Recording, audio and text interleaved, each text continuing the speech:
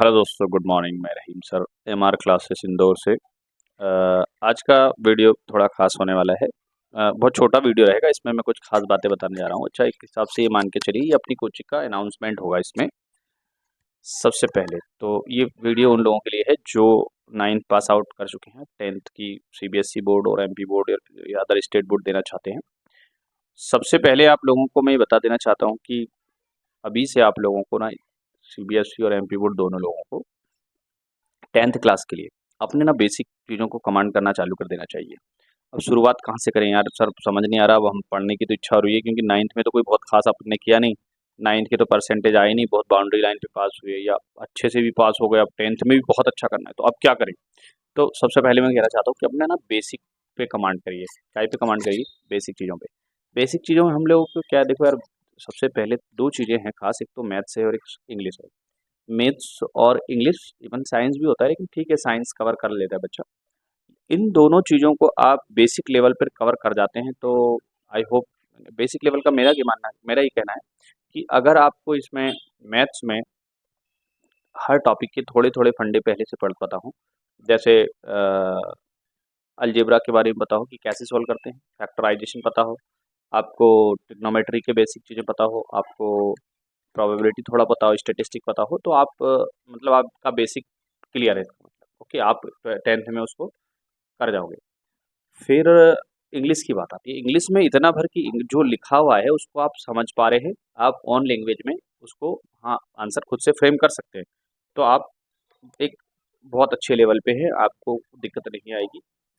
लेकिन ऐसे बच्चे जिनको मैथ्स का बेसिक कुछ नहीं पता, जिनको इतना नहीं है कि वो क्वेश्चन को पढ़ के मर्जी से अपना आंसर लिख सकते हैं, उन लोगों की दिक्कत है। उन लोगों को इतना करना पड़ेगा कि यार हम किसी चीज़ को बेसिक पढ़कर अपनी लैंग्वेज में, इन द सेंस लिखना इंग्लिश में ही है, बट ओन लैंग्वेज में उसको आप फ्रेम कर सकते हैं।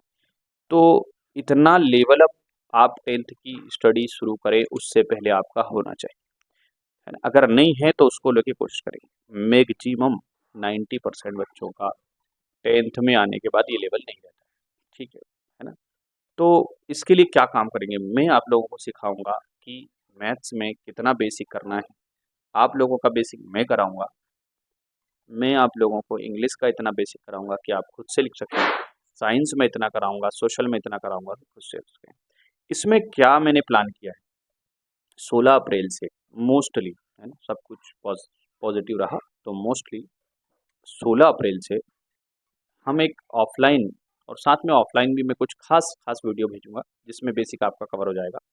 14 दिन की फ्री क्लासेस रहेंगी जिसमें मैं आपको मैथ्स, साइंस, सोशल, इंग्लिश, इसका इतना बेसिक कराऊंगा कि आपका एक लेवल मेंशन अप हो जाएगा। फिर उसके बाद 1 मई से, मतलब स्टार्ट ऑफ दी मई से हम स्टडी चालू, फिर हम चैप्टर्स के अंदर घुसेंगे, फिर हम सिलेबस के अंदर घुसेंगे, फिर हम उसको कवर अप करने लगेंगे, ठीक है? फिर हम अलग अलग हिसाब से, कि स्टैंडर्ड मैथ्स के हिसाब से, बेसिक मैथ्स के हिसाब से।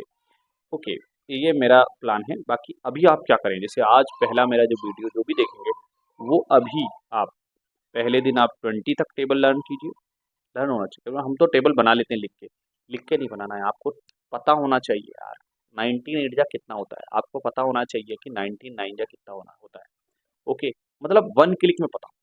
आप बनाने बैठेंगे, आप मल्टीप्लाई करेंगे 8 का 19 के अंदर, फिर आएगा आंसर, उससे कोई मतलब नहीं, आपको बाई क्लिक पता होना चाहिए। पहले दिन आप 20 तक क्लियर करिए, आपको 20 तक करने में दिक्कत है तो 15 तक कीजिए, इसको 30 40 तक लेके जाइए। ओके, टेबल से क्या होएगा, या टेबल से बहुत कुछ कैलकुलेशन आते हैं, ठीक है? वॉल्यूम, सरफेस एरिया, वॉल्यूम वाले चैप्टर में है, कैलकुलेशन आते हैं, काम में आएंगे आपके, ठीक है?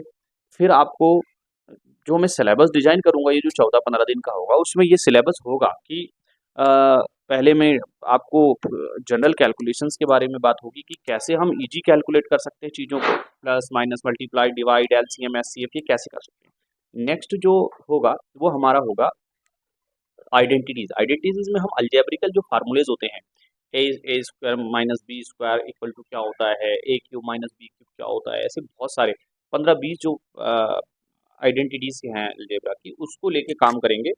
वो आना बहुत जरूरी है किसी भी बच्चे को, 8th के बाद, 8 तक के ही ये फार्मूले होते हैं आइडेंटिटीज की, ये आना जरूरी है। फिर ट्रिग्नोमेट्री के कुछ बेसिक्स फंडा हैं जो एक बार क्लियर हो गए तो वो जीवन में कभी नहीं भूलोगे, वो आना भी बहुत ज़रूरी है। नेक्स्ट फिर हम surface area, volume, circle, probability, statistics, इनका क्या बेस है, क्या फंडा है, क्यों है, एवरेज क्या है, कैसे आया, इसके ऊपर बात करेंगे, ये आना ज़रूरी है। ओके, तो मेरे हिसाब से आज का आपका टास्क है, आप अगर चाहें तो मुझे मेरे व्हाट्सअप पे तो आप जुड़ेंगे नहीं, आप मुझे कमेंट्स में आप 20 का टेबल 20 तक नहीं कि 20 तक 20 इतने सारे टेबल लिखेंगे आपने, 17, 18 और 19 का टेबल आप मुझे मेरे कमेंट्स में लिख के बताइए। और ये उन लोगों के लिए है जो 9th क्लास कर चुके हैं या 10th अपियर होने जा रहे हैं, स्टेट बोर्ड और सीबीएसई दोनों के लिए बहुत इंपॉर्टेंट होने वाला है। Okay, thank you very much.